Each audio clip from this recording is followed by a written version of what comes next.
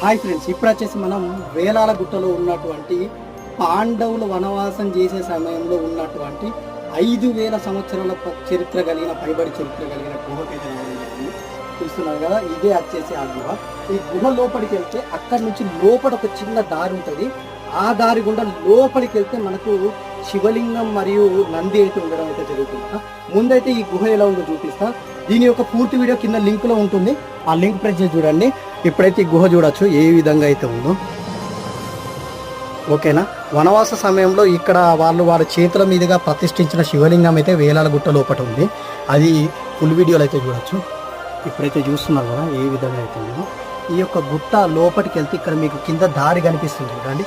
ఈ దారి నుంచి లోపలికి వెళ్తే మనకు లోపలైతే ఇంకా లోపలిగా శివలింగం మరియు నందీశ్వరుడు అయితే ఉంటారట. ఓకే, ఇంకెందుకు ఆలస్యం, కింద ఉన్న లింక్ను ప్రెస్ చేసి పూర్తి వీడియో అయితే